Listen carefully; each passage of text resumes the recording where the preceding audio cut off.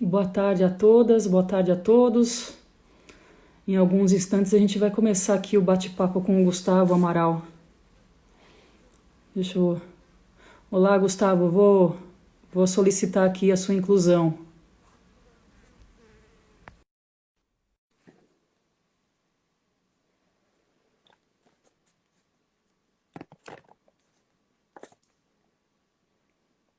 Ele tá fazendo a solicitação para você. Ô, Gustavo, Tarde, boa tarde, tudo bem com você? tudo ótimo. Ficou um pouquinho Bacana. baixo aqui para mim. Deixa eu Eu, tentar arrumar. eu tenho uma pilha de livros aqui que está segurando o celular. Estou Eu me tava com o livro aqui adaptando. É. embaixo, A gente lê, mas a gente também usa para segurar o equipamento, né? né? O livro pode ter várias utilidades, né? Verdade, verdade. Vamos Obrigado. só esperar um pouquinho mais para que as pessoas sejam informadas de que nós estamos ao vivo, para a gente começar o nosso bate-papo, tá bem? Tranquilo. Eu quero já, de antemão, agradecer a sua disponibilidade em estar conosco hoje, né? O Observatório iniciou essa trajetória de fazer as lives com a linha de frente dos movimentos sociais, né? E você é uma dessas pessoas que hoje se destacam e estão na linha de frente, no caso do DCE, né, em frente à pandemia. Então, agradeço demais. Eu sei que você tem participado de uma série de atividades, isso é muito bacana, mas agradecer muito que você tenha aceitado também participar aqui conosco. Obrigado. Eu acho que nesse momento a gente tem que. A gente já tinha que ter, na verdade, há muito tempo ocupado essas redes. E eu acho que nesse momento de pandemia fica cada vez mais urgente, né? Os movimentos sociais ocuparem esses espaços. Então, parabéns para vocês também que estão usando de forma responsável esse meio. Obrigada. A gente realmente precisa ocupar, né? Mas ocupar com muita consciência e com muita estratégia, né? Porque a gente tem vivido um período de muita exclusão digital. E na medida que a gente luta pela inclusão, que a gente luta pela democracia, a gente precisa também entender que essas vias de relacionamento, de contato com os nossos, com quem faz parte desses movimentos todos que nós estamos convergindo, né, possam utilizar esses mecanismos como mecanismos de resistência, né, de luta e resistência. Não é uma coisa fácil de se fazer, mas é algo extremamente necessário, né? Enquanto nós estamos aqui hoje debatendo, tendo essa condição, nós sabemos a quantidade de alunos e alunas da Universidade Federal do Tocantins que não tem esse acesso, né, Gustavo? Isso é muito. Essa questão do acesso da inclusão digital ela é muito. Vem tendo um debate muito grande em relação a isso, porque o que, que a gente faz na inclusão digital, né? Quando fazer debates na internet que tem caráter de decisão, eu acho muito complicado. Por exemplo, quando a gente foi pensar na suspensão, por exemplo, do calendário BFT, só para a gente ter um exemplo. Sim, Muita gente brigar, falar um monte de coisa para o DCE, porque a gente não tinha feito o formulário. E eu falei, gente, vamos entender que se a gente fizer um formulário, a gente está excluindo já na partida as pessoas que não têm acesso, que voltaram para suas casas. Então a gente tem que usar um pouco da nossa razoabilidade, né? Nem tudo a gente pode achar que as redes são tudo, porque as redes elas vendem isso para a gente, né? Uma sensação de que a gente é o centro, né? De que está tudo acontecendo aqui, sendo que o mundo está acontecendo por detrás dessas isso. câmeras. Exatamente. A gente tem que entender que todas essas plataformas que nós temos usado pertencem a grupos econômicos, né, que estão ganhando muito dinheiro nesse período. Já estavam ganhando muito dinheiro e que agora potencializaram os seus lucros porque a gente tem se relacionado por essas plataformas, né?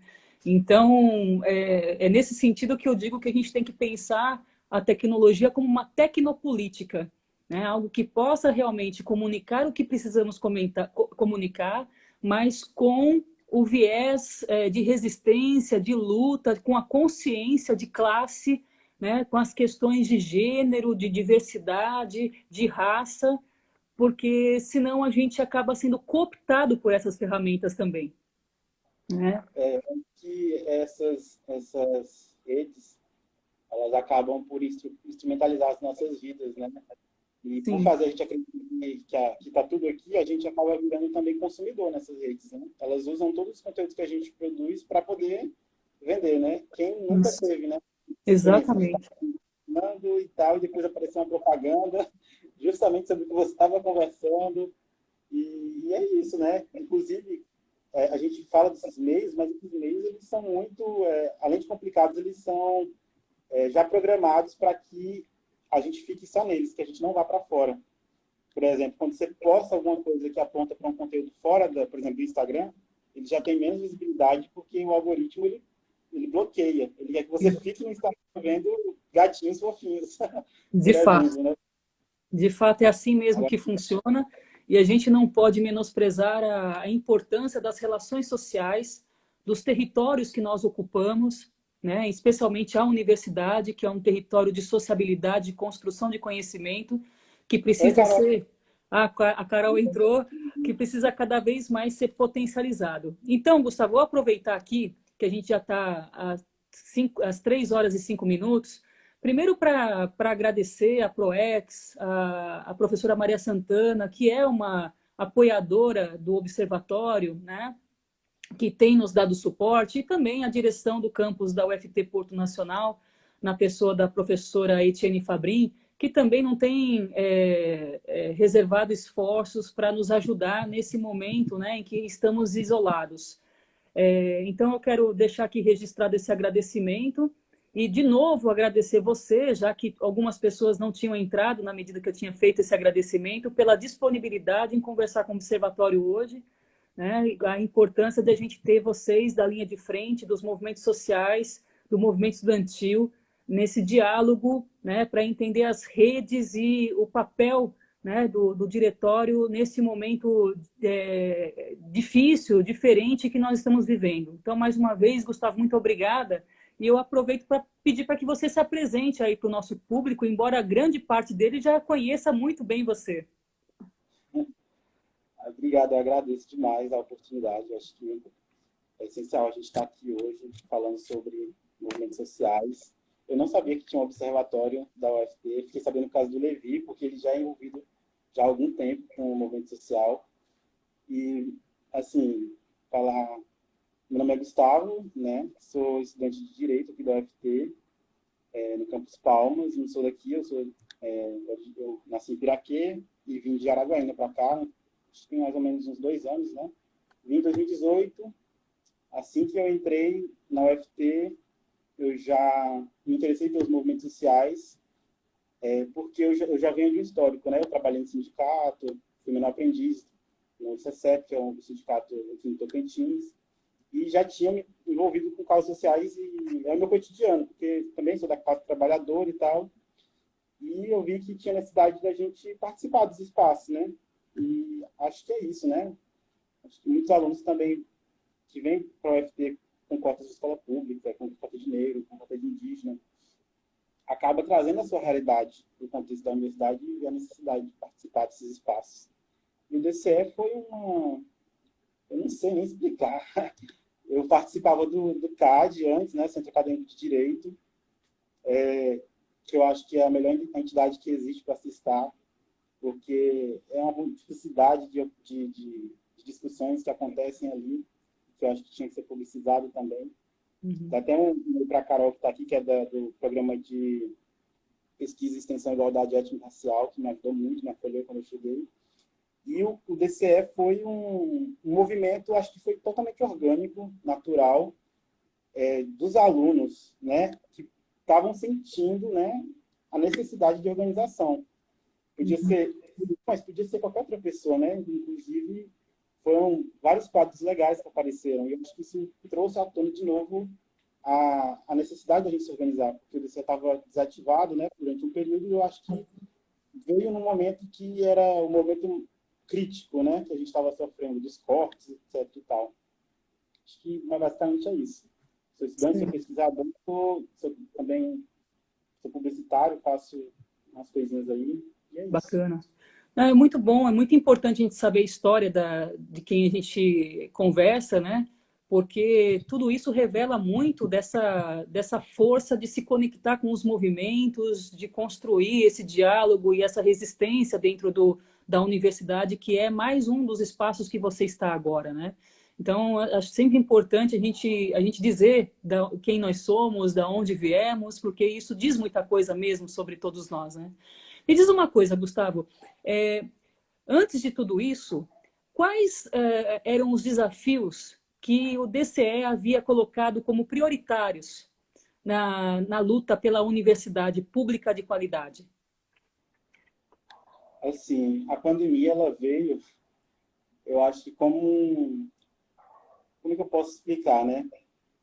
Eu acho que é tipo aquele ditado da Lei de Murphy, né? Se tiver alguma coisa ruim para acontecer, vai acontecer. Então, a UFT ela já estava enfrentando uma série de coisas que é incomunicável, né? Se eu for tentar fazer uma retrospectiva da época que o DCE assumiu, da época do CAD, inclusive, né? A gente enfrentou primeiros cortes em 2019, depois, de novo, mais corte, 40%.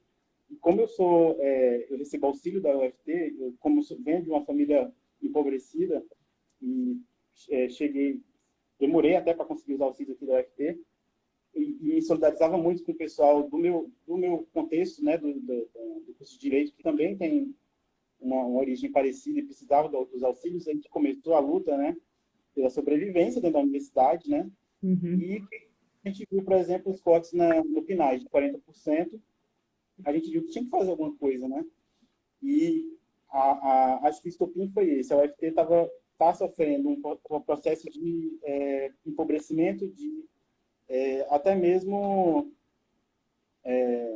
esqueci até a palavra, precarização total, assim, né?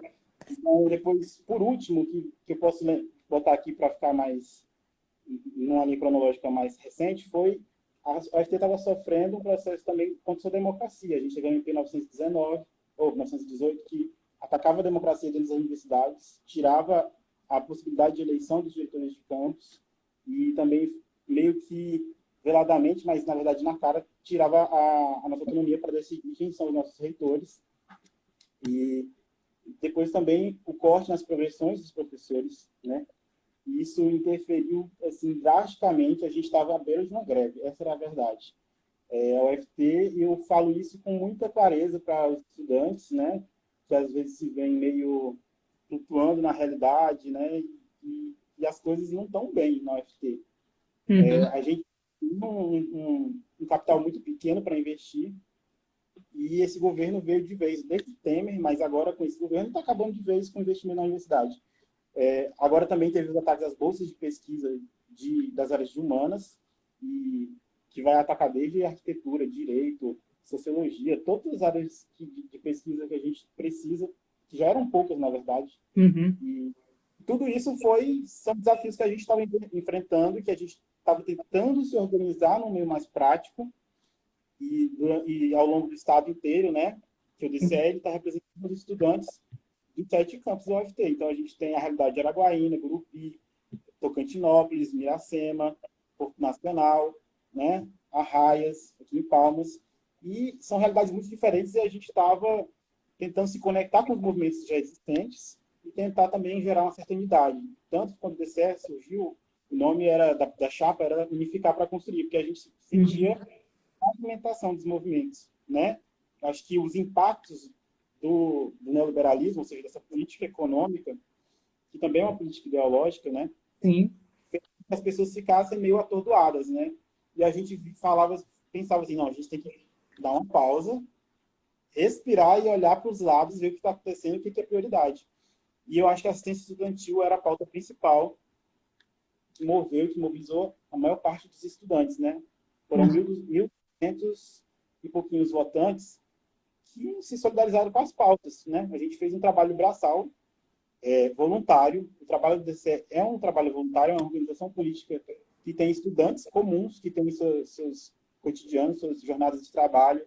São trabalhadores, na verdade, né? Estudantes trabalhadores que perceberam a sua condição de exploração, que perceberam as várias explorações, os vários tipos de ataque que a gente recebe, e tinha que se organizar de alguma forma. Mesmo que não fosse uma organização profissional, como os sindicatos, como os movimentos de juventude de partido, mas a gente entendia que a gente tinha que buscar um denominador comum ali para reunir a maior parte dos estudantes da UFT, para eles também se perceberem dessa condição.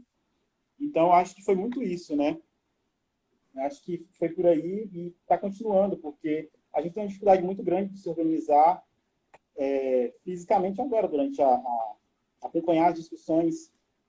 Por exemplo, o meu vice, que é o Wilson Carajá, ele está isolado na aldeia agora, porque a pessoa principal que era responsável pelo apoio à aldeia está com Covid-19, então é difícil de eu falar com ele. Então, lá em Araguaína está difícil muito mesmo para a gente conversar. A Beta Carreira, que é a minha segunda secretária, a gente tinha organizado o JUFT, né, que é um evento que também promove a união dos estudantes e fomenta também esse contato mais próximo. Foi cancelado, claro, porque no meio da pandemia é impossível. E a gente estava trabalhando muito, entendeu? A gente estava muito empenhado e parece que foi um baque de uma vez, assim, com todo esse trabalho, todo esse esforço. Então, a alternativa que a gente viu foi migrar para as redes com mais força, né? Está tendo um crescimento muito grande, muito exponencial, que eu não esperava. A gente está agora chegando aos 2.000 seguidores de pessoas da UFT, comunidade acadêmica. Eu sempre direciono as nossas publicações para o Tocantins, porque eu entendo que a gente tem que fazer uma ação local, primeiro conectar as pessoas com as suas realidades, e eu acho que esse é o papel do DCE no momento, organizar esses movimentos, organizar as pessoas, um papel de formação também, mesmo que precário, a gente também carece de formação, mas de apontar as incongruências da nossa realidade, nos situar. Tem até um livro bom de indicar, que é o Crítica da Razão Tupiniquim, do Roberto Gomes, de 1977, que ele fala disso, né? De você, não tem como você pensar o futuro se você não se situar, botar os pés no chão e olhar para os lados, ver o que está acontecendo, onde você vê, né? Como você falou, né? Então, eu acho que o papel desse é isso, é constatar que nós somos estudantes do Tocantins, que a nossa realidade é uma realidade de desigualdade. Exatamente. E que não em educação, em ensino AD, em todas essas peripécias que são propostas, se a nossa população é pobre, periférica, sem internet, sem acesso. Por exemplo, eu estou aqui, eu estou em Palmas, mas a minha sobrevivência foi garantida por causa de uma assistência que eu recebi. Se eu viesse na minha condição, sem só a meritocracia, entre aspas, eu já tinha desistido desse curso há muito tempo e voltado, né, para a casa da minha mãe. Então, a gente tem que ser cuidadoso e ser muito sincero com a nossa realidade, sincero com o que nós somos como brasileiros. Acho que esse momento da pandemia colocou para a gente esse momento da filosofia, de você parar para pensar sobre o que você é e onde você está situado. E pensar em voltar à normalidade, porque o que a gente estava vivendo, como eu acabei de expor, não é normal. A UFT trabalhar dessa forma. Não tem nada de normalidade naquilo. A gente tem que trabalhar mais, se solidarizar mais. E eu acho que o DCE é um desses passos, mas a sociedade civil, o movimento Casa de Estudante, o movimento indígena, o movimento quilombola, o movimento negro já estão aí há muito tempo, já estão fazendo muito trabalho nesse sentido.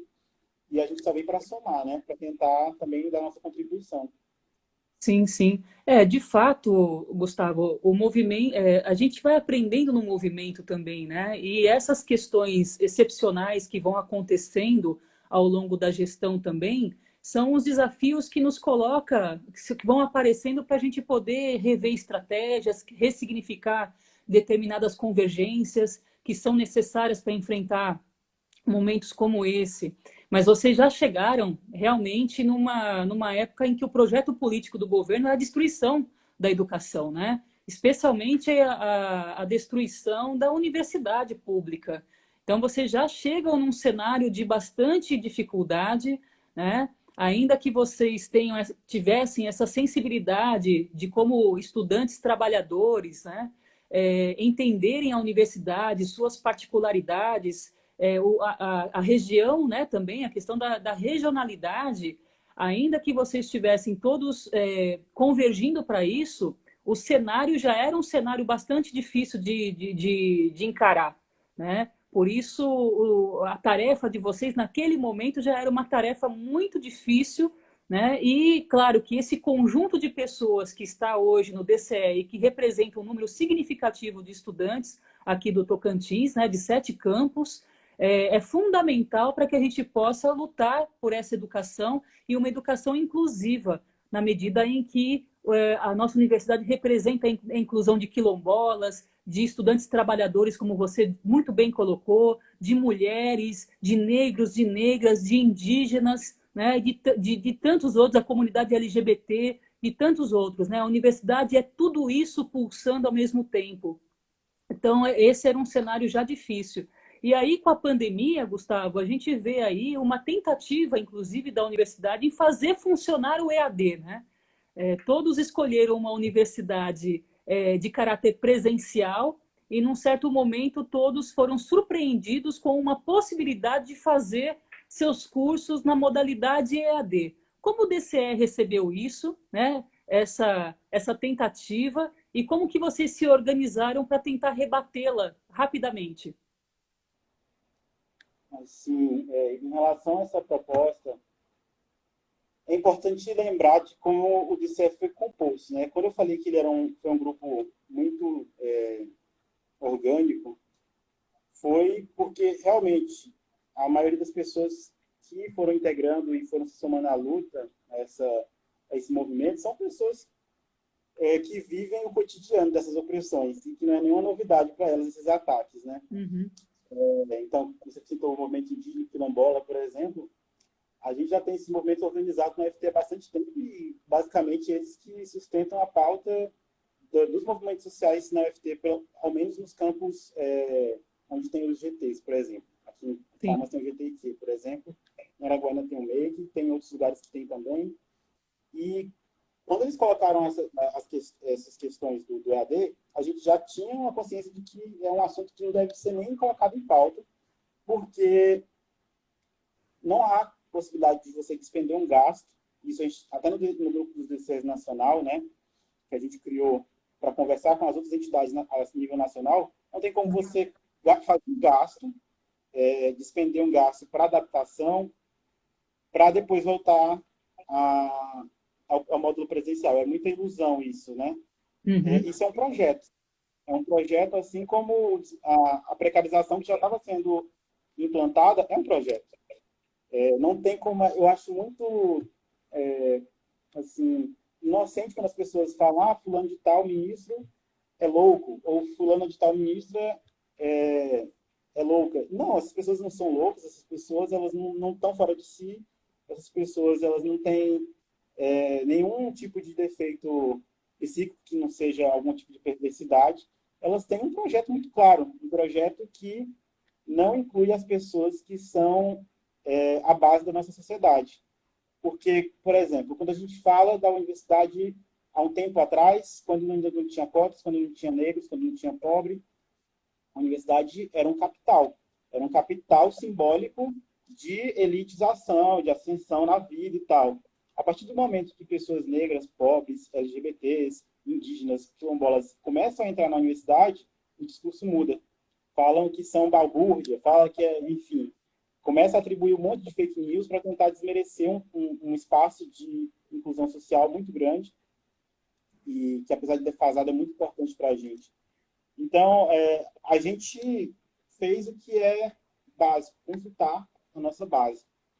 Se a nossa base que nos elegeu foi uma base de pessoas pobres, indígenas, quilombolas, pessoas que entendem essa luta, que entendem a complexidade da nossa realidade, já estava esclarecido para elas que era inviável esse projeto, para a gente era só levar à frente essa voz.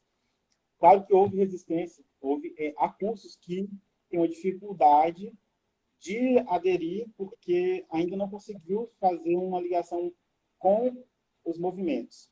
Uhum. Ainda é muito individualista. Sim. Alguns cursos têm a possibilidade de continuar a modalidade EAD, tinha um posicionamento favorável, mas não era a maioria da UFT. Porque, por exemplo, a gente tem uma complexidade que, se a gente tirar todo o debate dos movimentos sociais, por exemplo, vamos fingir aqui que a gente não tem o debate social. Vamos tentar ter objetivo como algumas pessoas falam, como é que a gente vai seguir com pessoas que já passaram as modalidades teóricas e estão na modalidade prática do seu curso? Uhum. Não tem como ser ministrado via AD. O curso de engenharia também não. Uhum. E, apesar disso, as pessoas têm dificuldade de assimilar, porque as realidades não congruem. A gente tem calendários unificados, mas não é modalidade prática. A gente não vai virar vários polos de EAD com um calendário completamente bagunçado, né? Sim. Enfim, então a gente tinha esse conflito, os alunos meio com medo, como é que vai ficar nos calendários, e a realidade, que é acachapante de que a morte está na porta da gente. Então, entre optar pela vida e optar por um desgaste emocional, físico, intelectual, para botar uma modalidade EAD que nem a gente sabe se vai ter, e não vai ter essa qualidade, porque na modalidade prática tem essa qualidade toda, a gente tem muito que avançar, a gente ficou com óbvio, com aquilo, que nem eu citei o Roberto Gomes, aquilo que é enxergar a palma na frente da cara, você vê a realidade. Então, a gente tem desafio.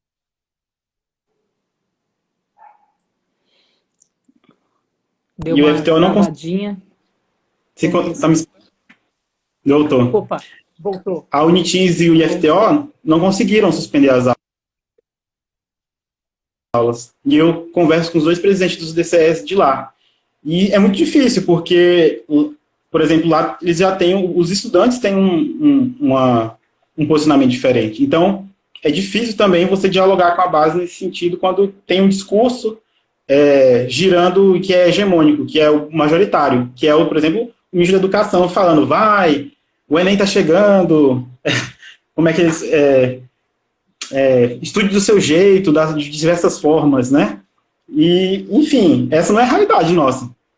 E a gente está desconsiderando vários aspectos psicológicos, inclusive, porque tem muita gente com ansiedade, tem muita gente que não está lidando bem com essa realidade, porque não consegue abstrair que a gente está realmente num genocídio. São 12 mil pessoas que morreram nesse curto espaço de tempo, isso não é normal. E quem está lidando bem com isso, acho que ou está desligado da realidade, ou eu não sei o que está acontecendo, porque é impossível você estar bem com esse luto eterno. Pois é verdade. Você estava falando da questão do governo, né? Que algumas pessoas insistem em patologizar o governo, né? E como se eles fossem malucos. E, na verdade, é um projeto de direita, né, de destruição daquilo que se conquistou historicamente, dos direitos historicamente conquistados.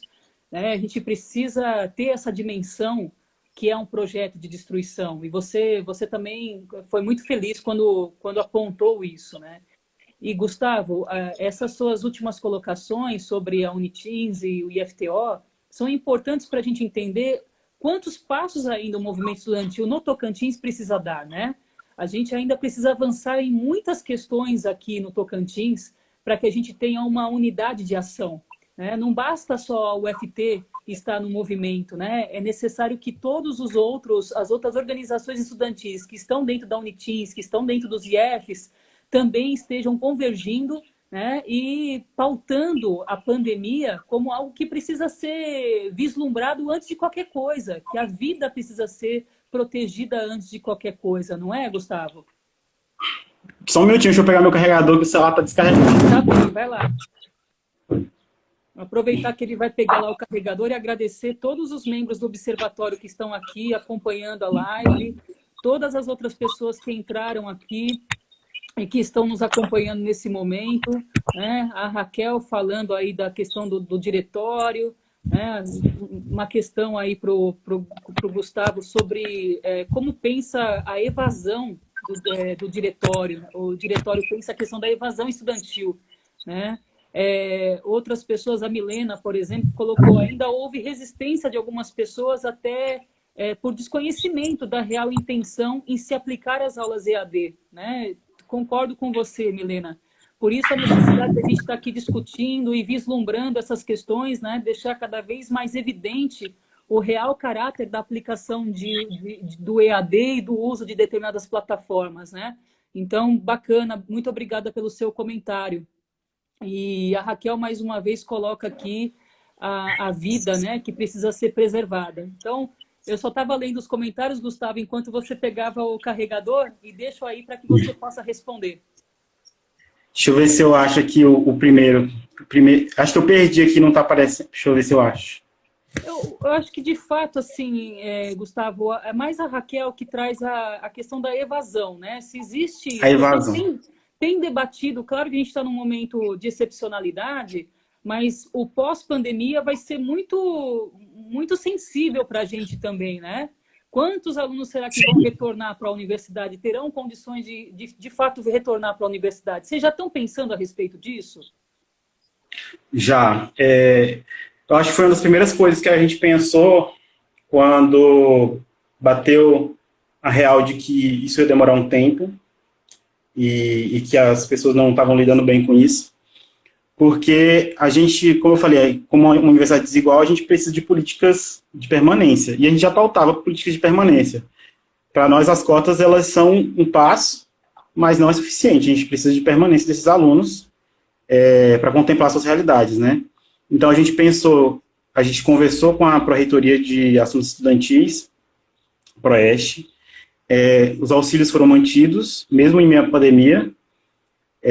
A gente estava pensando de que não adianta a gente suspender o calendário e o aluno voltar para a sua casa e aqui o aluguel, ele sair da casa e sair na louca, voltar para sua terra e não tem nenhuma perspectiva de volta, né?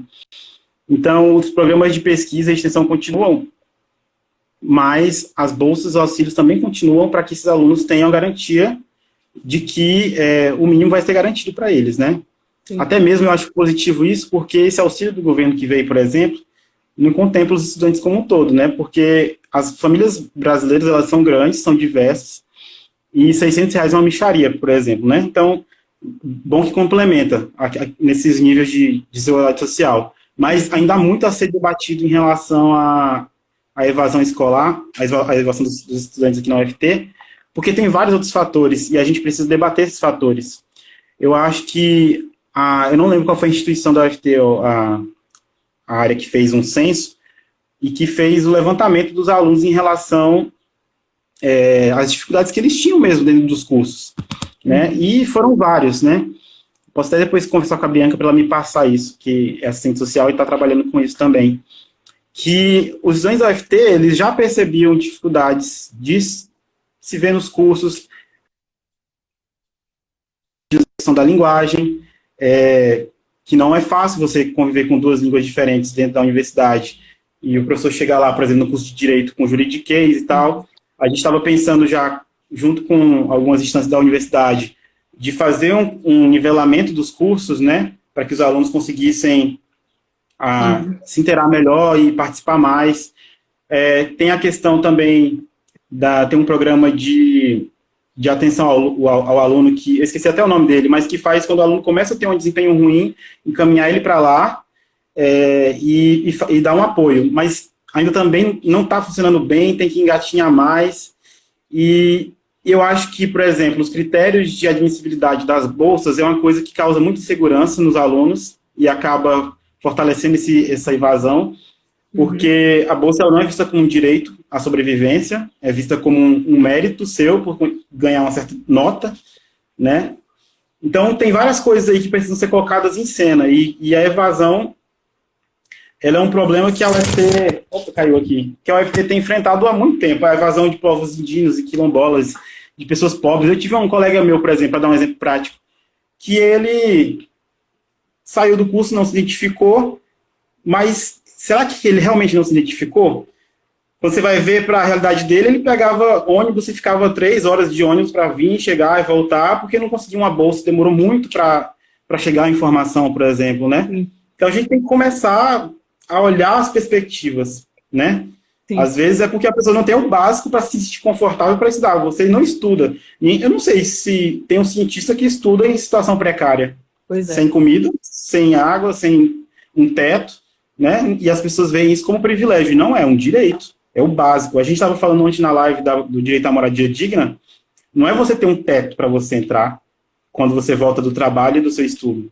É uma casa, é um lar, né? E, por exemplo, para dar uma citação para o pessoal ir lá no YouTube do DCE ver esse vídeo, a Casa do Estudante, por exemplo, é um exemplo disso.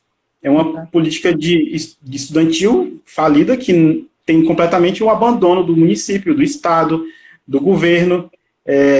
A gente não tem que ficar se humilhando por isso, entendeu? Essas instâncias elas deveriam estar no nosso pé, vendo qual é a nossa necessidade, e isso não acontece. E o pessoal acaba normalizando a desigualdade. As coisas são assim mesmo, deixa para depois. Pior do que tá, não fica. E acabou ficando. Fica, com certeza. E vai ficar mais. Então é bom a gente ser realista com a nossa realidade. Não, de fato, é isso mesmo. A gente precisa entender que estudar, né, dentro do verbo estudar, tem uma série de outras ações, né, que precisam estar em consonância para que a gente tenha condições de permanecer na universidade. A permanência da universidade não é só uma bolsa, né? São uma série de questões que precisam ser aí resolvidas nas pró-reitorias, no próprio movimento estudantil, para que a gente possa conquistar e, depois de conquistar, de manter isso e ampliar a sua capacidade, inclusive. Então, eu também entendo, assim, Gustavo, de que não é a moradia pela moradia, mas tudo que vem, né, todo o escopo que uma moradia traz para que o aluno possa ter condições de estudar, se efetivar como estudante, como pessoa, como gente, e ter condições depois de seguir a sua vida também fora da universidade. Então, eu também entendo desta maneira e acho que vocês têm feito, sim, boas discussões e um bom trabalho nesse sentido também, né? E aí, só para retomar, Gustavo, você respondeu aqui as perguntas que estão nos comentários, mas eu queria retomar a necessidade de unidade do movimento estudantil do Tocantins, né? Você havia falado que, apesar dos esforços do DCE na UFT, outras universidades estão aí a adotar o EAD, né? E os movimentos estudantis que estão no interior dessas universidades, né? Desses institutos, talvez ou não tiveram articulação ou não conseguiram defender lá os seus objetivos, ou talvez não fosse mesmo meta, né? Então, como você está mais envolvido em relação a isso, eu queria que você dissesse como que foi esse processo. Assim, eu citei essas duas instituições, que são bem próximas ao UFT, a gente faz sempre eventos juntos, né? Mesmo antes do DCE estar ativo, e os representantes são muito incisivos com relação a essas dificuldades. São universidades irmãs, né? O IFTEL com a educação de ensino médio junto com o ensino superior, e a Unitins também, estadual, eles dividem as mesmas desigualdades que a gente. A questão é a postura que a própria reitoria adota de escuta ou não desses movimentos. E a gente tem que levar em conta isso também, dar nome aos bois. A crise desses movimentos sociais, ela não vem de agora. Eu vejo que é uma crise de praxis, uma crise de prática das esquerdas, dos movimentos em geral, que, enfim, tem várias variantes aí, mas essa política de choque, né, essa economia política de choque faz com que a gente fique anestesiado. Uhum. E não só são os movimentos sociais, a população em geral também está assim, perdidas, meio sem para onde ir.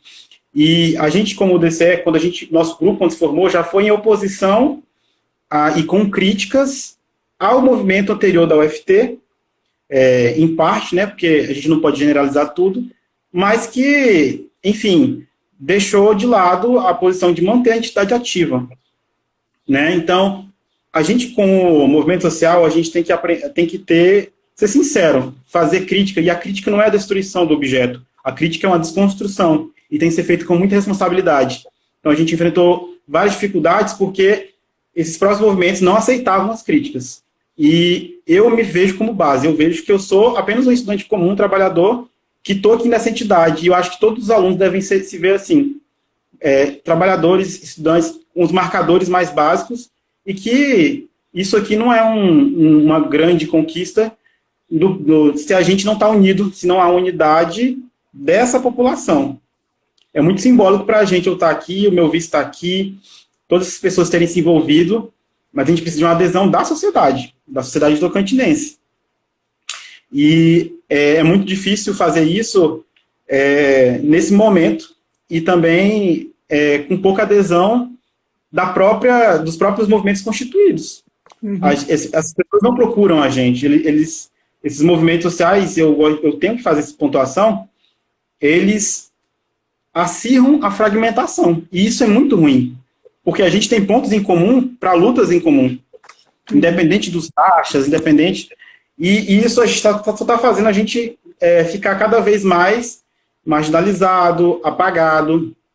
Então, a gente se vê com um papel de abrir a boca, colocar a cara no sol e falar a realidade, falar as coisas.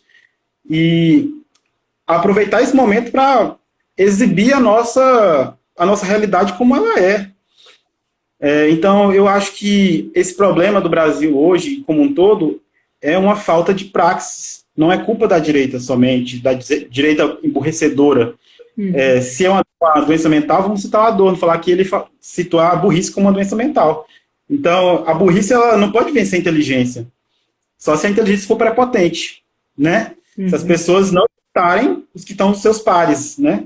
E eu acho que esse é um passo que a gente tem que dar adiante, escutar a nossa base, escutar as pessoas que estão do nosso lado, trazer uma horizontalidade dos movimentos. Se a gente for pensar em junho de 2013, como aquele movimento foi enorme e depois como é que ele foi apropriado, sim, a gente tem que pensar como a gente pode fazer uma apropriação também dessa indignação das pessoas, porque as pessoas estão indignadas, as pessoas não aceitam, as pessoas não estão satisfeitas com essa situação. Não é só eu que sou estudante, trabalhador, que estou sentindo, prevendo um sentimento. Não, isso é um mal-estar geral, as pessoas estão se sentindo assim, humilhadas. Uhum. E não é normal que a gente fique calado frente a essa humilhação. E eu acho que as redes são um caminho para isso, mas não são o único. Acho que os movimentos sociais têm que trabalhar mais, têm que entrar mais nos lugares que lhes são próprios, que são as periferias, são os lugares onde tem as pessoas que precisam realmente da sua voz ativa nos espaços. Participei antes, quando estava ainda tudo na normalidade, do Conselho Municipal de Transporte, e vi que não tinha participação popular. É um conselho feito de entidades das mais diversas que não necessariamente tem a ver com a pauta do transporte, e sempre a empresa que está ali com aquela concessão vence a pauta. Né? E quando não vence, o governo só serve para abater esse vencimento. Não há uma vitória real da população. Uhum. E a minha ideia é de copiar o movimento indígena e o movimento quilombola, que é ocupar os espaços. Se não estão escutando, a gente entra e fica até a nossa pauta ser escutada. Não importa o que eles estão dizendo, não importa se estão falando, não tem como, não tem verba. Tem, claro que tem, porque tem para bater o das empresas, por que não tem para dar para o trabalhador? Então as pessoas acham que elas estão se contentando com muito pouco. Uhum. E isso é uma coisa que a gente tem que fazer uma crítica. Exatamente. Né? E às vezes a gente vê, por exemplo, pessoas que não são desse meio, que não são usuários do transporte público, participando desses espaços com maior tranquilidade, achando que está representando a voz das pessoas, e não está. E isso também ajuda a repelir a própria população, porque ela não se enxerga nesses espaços. Sim. Vê um monte de gente branca, do cabelo liso, penteado para trás, engravatado, acha que só porque a pessoa está engravatada e naquele espaço ela é própria para estar ali, e isso é errado. Não, a gente que sai de chinelo e de short e aguenta esse calor do Tocantins, que eu acho ridículo quem acha que para você ser sério você tem que usar terno e gravata nos espaços, porque a gente é um país tropical. Uhum. A gente tem que ter espaços, fazer com que as pessoas se identifiquem. Falar, olha, eu sou assim e estou aqui, você também é e pode estar aqui também. E esse é um passo, esse seria um passo. Sim. E a gente estava trabalhando nesse sentido. Uhum. E eu acho que quando voltar essa pandemia, a gente tem que pegar os cacos, abraçar as pessoas. Porque não vai ser bom cenário. Eu acho que a gente tem que ser pessimista mesmo. E ser pessimista hoje não é muito difícil. De fato, Gustavo, você fez uma análise, mais uma vez, muito, muito bacana. E eu estou vendo aqui nos comentários a importância da autocrítica. E você colocou uma palavra, né, que é o ser sincero. E a palavra sincera vem lá da Grécia, né, do teatro, quando só homens podiam exercer, né, a função de ator, e eles colocavam máscaras para poder interpretar personagens para além do universo masculino, né? E aí essa palavra se tornou a referência daquele que faz as coisas sem máscara, que é quem é, né? Então acho que é importante sim você trazer essa ideia, né, de que você precisa ser transparente, né? Você precisa ser honesto, sincero com aquilo que está fazendo. Então esse é um ponto essencial daquilo que a gente faz, né? Para a gente conseguir efetivar as nossas propostas e aquilo que nós somos na sociedade e daquilo que nós representamos dela. Então, acho que é um aspecto legal que você ressaltou. E a praxis, né? Não adianta só ter conhecidos e conhecimento dentro da universidade. É preciso ter o conhecimento teórico também. É preciso entender a história do movimento estudantil, né? A história dos 17 anos da universidade, entender que as críticas são essenciais para a gente conseguir olhar por ângulos que muitas vezes a gente não consegue, né? Que a gente ainda não aprendeu a olhar, mas que existe a possibilidade de a gente ir tirando essa cortina de fumaça que está nas nossas vistas e aprendendo a olhar para os outros, né, com mais efetividade. Então, é fundamental a gente estar num movimento em que a gente está disposto a também enfrentar as críticas, né, Gustavo? Agora, ficou um pouco baixo aqui para mim. Acho que alguém me ligou e ficou muito baixo aqui. Quase não estou escutando. Deixa eu ver aqui. Não quero sair da ligação sem escutar. Tá. Enquanto você... Será que se eu sair e voltar, eu volto a escutar? Peraí, eu vou tentar pegar meu fone. Tá bom. Então, enquanto o Gustavo tá lá pegando o fone, né, eu quero agradecer aqui a Isadora pelos comentários que ela está colocando aqui, né, dizendo que o presidente do DCE é sempre coerente e responsável socialmente. Parabéns, você nos representa com excelência.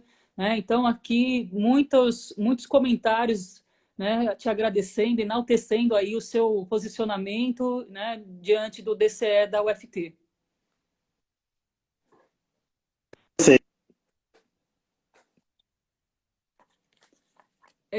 Agora sou eu que não estou te escutando, Gustavo.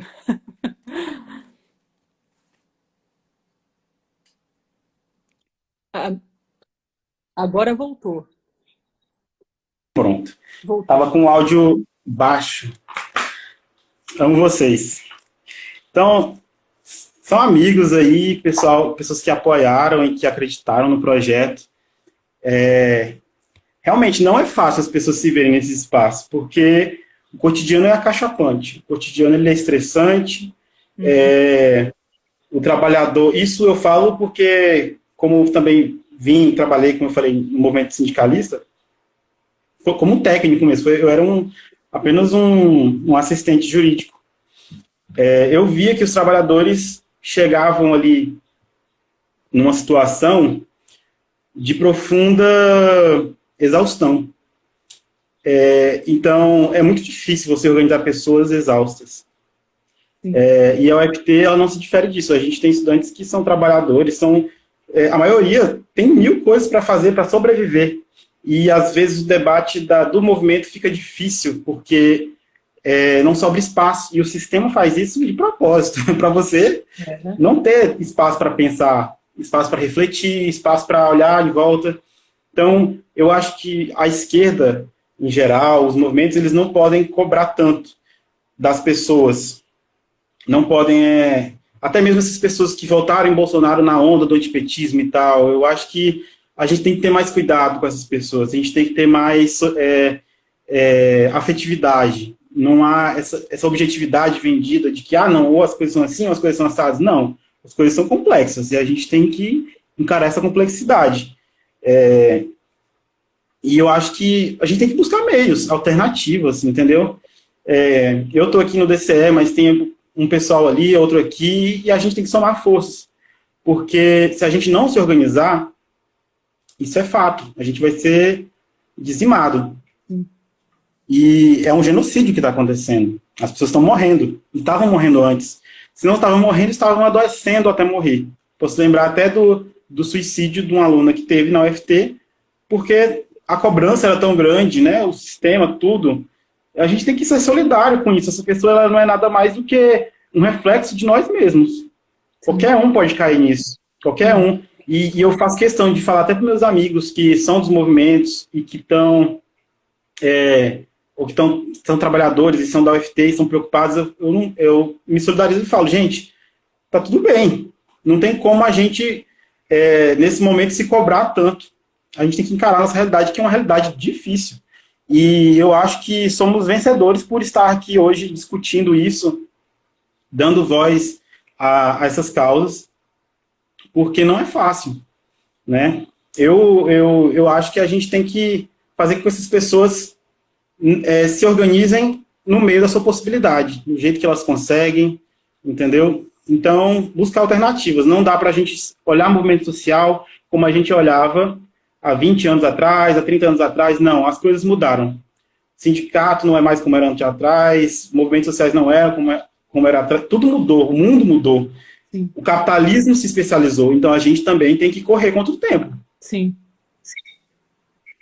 Eu entendo que é isso mesmo. Nós estamos no século XXI, né? Os movimentos sociais precisam sim criar novas estratégias políticas e organizacionais. É fundamental para que ele consiga entender a captura da subjetividade que hoje o capitalismo tem em mãos, né? Ele nos captura objetiva e subjetivamente e nos coloca uns contra os outros, né? Então, os movimentos precisam estar em constante desenvolvimento, análise, né? Pensar as suas formas políticas e organizacionais para poder responder à altura a essa ofensiva do capital contra os nossos direitos, né? Contra a nossa universidade, que é dela que a gente está falando hoje à tarde, né? E contra aí o nosso direito de estar dentro dela e de sermos humanos, né? De sermos nós... seres humanos nas suas diversidades, né, nas suas diferenças, capazes, portanto, de se efetivar na sociedade. E não apenas um boneco, né, que cumpre aí as funções do capital. Então, acho que a gente tem uma tarefa grande pela frente, mas não é uma tarefa que a gente não der conta. Vai dar muito trabalho. De fato, vai dar muito trabalho. Mas a gente dá conta também, né? Mas também entendo que é isso. Ainda que existam diferenças ideológicas, esse é o momento das convergências, né? Da gente se fortalecer na luta, porque se agora está difícil, o pós-pandemia vai revelar um prejuízo, uma precarização ainda maior, né? A questão do EAD, para muitas universidades, nada vai voltar como era antes, né? Vai ser uma realidade. O trabalho remoto, para muitas atividades profissionais, vai se tornar, sim, uma realidade. Então, a gente já sabe que o que vem pela frente é ainda mais difícil, Gustavo. Real. Isso é muito complicado, porque você falou, por exemplo, do trabalho remoto. Para algumas modalidades de exercício do trabalho, o trabalho remoto ele é inviável. A gente fala, por exemplo, trabalhador do campo, por exemplo, não tem como, ele continua trabalhando porque é básico. Agora, nós que trabalhamos, me coloco nesse lugar também, no setor de serviços, por exemplo, é muito mais vantajoso para as empresas. Claro. Porque a gente pode falar, por exemplo, de como a gente já esqueceu a reforma trabalhista, a gente esqueceu a reforma da Previdência, já passou, né? Uhum. Como aquela sequência de ataques que foram sendo feitos que você não consegue nem processar, que eu falei antes. Essas coisas já aconteceram e a gente não percebeu o que isso significava. Exato. E agora a gente vai começar a sentir. Porque você não gasta, você não tem seguridade para ir ao trabalho, antes você não tinha, foi tirado que você, o trajeto até o trabalho era trabalho também, você agora é responsável por ir lá, você não tem nenhuma contribuição. Agora, você trabalha como pessoa jurídica e você não tem seguridade social, sua carteira de trabalho não é assinada, se é assinada é com várias ressalvas, ou seja, a gente não tem mais trabalhadores no sentido que a gente tinha antes, organizados, porque tudo foi flexibilizado, todo mundo é empreendedor agora, vai todo mundo colocar a camisa de empreendedor e tomar um ácido e ficar muito louco, porque todo mundo é empreendedor. E a realidade é que a gente está precarizado no nível que a gente está alucinando, porque a gente está recebendo menos, trabalhando mais e sem nenhuma seguridade. Uhum. Eu posso botar assim, você trabalhava antes das 8 às 18, e naquele período você tinha uma seguridade. Naquele lugar, as pessoas que estão pagando pelo seu serviço e te explorando também são responsáveis pela sua seguridade. Agora não, você fica na sua casa, gasta todo o seu tempo vira noite para conseguir metas, porque tudo é meta agora, e se acaba. E eu posso falar isso também para os estudantes que são estagiários, que são uma grande mão de obra não organizada.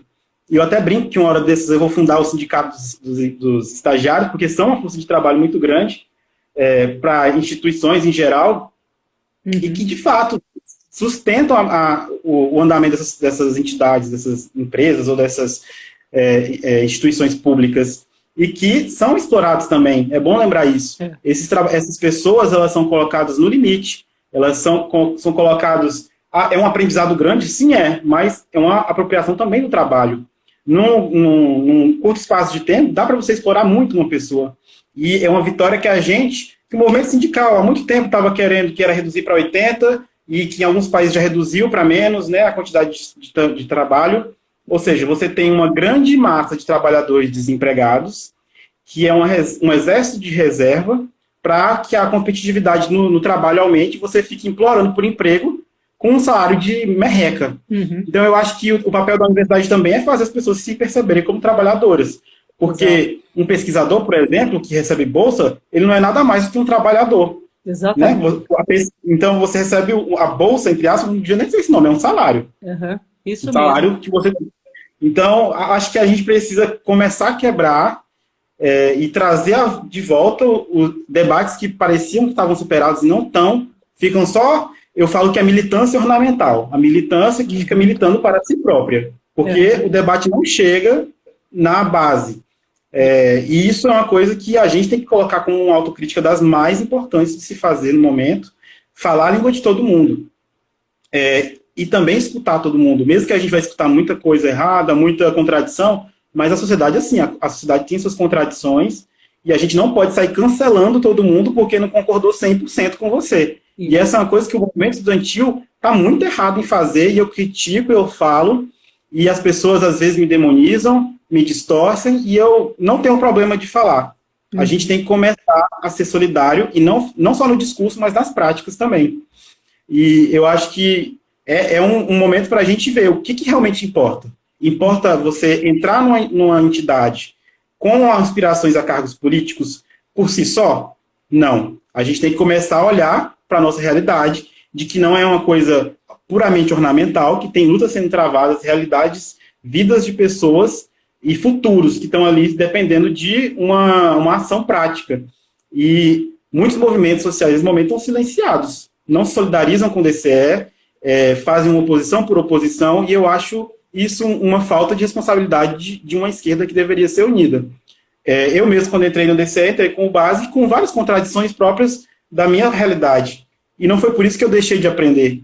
Então, se os intelectuais, se os líderes de movimentos sociais não começarem a olhar para a sua base como uma base com muito potencial de mudança, ela vai continuar como está, completamente humilhada, adormecida, anestesiada. Exatamente. Gustavo, a gente está chegando no final da nossa live, o Instagram já me avisou aqui que a gente tem 1 minuto e meio, mas olha, eu nem percebi que esse tempo passou, da conversa que foi tão boa, que a gente conseguiu aqui fazer um diálogo, um bate-papo muito, muito rico, e eu quero agradecer muito, de novo, a tua disponibilidade em nos ajudar a construir, né? Nós estamos construindo também. Agradeço muito as menções que vocês têm feito ao Observatório. A gente está num caminho também de se efetivar aqui no Tocantins. Não é fácil, porque a gente quer fazer isso com responsabilidade, com qualificação, e não de cima para baixo também. De cima para baixo não nos interessa, né? E eu agradeço muito o apoio que vocês também têm dado para o nosso perfil do Observatório e para os trabalhos que a gente tem feito. Muito obrigada mesmo. Parabéns, né, pela tua formação, pelas tuas colocações, pela sua luta à frente do DCE nessa gestão, né? E conte conosco para o que vocês precisarem também. Vou deixar aí os 30 segundos finais para a sua palavra final. Você vai salvar a live? Vou salvar. Mas salve, me manda que eu posto no YouTube depois. Tá, bacana. Te agradeço demais pelo espaço. Eu acho que isso é muito importante, a gente estar aqui hoje conversando, falando para a nossa comunidade e com a nossa comunidade. Espero que isso se multiplique, que isso surta debates, que isso surta mais conversas e mais ações também, Perdão também qualquer coisa que eu possa ter falado, mas estamos aí, eu agradeço demais.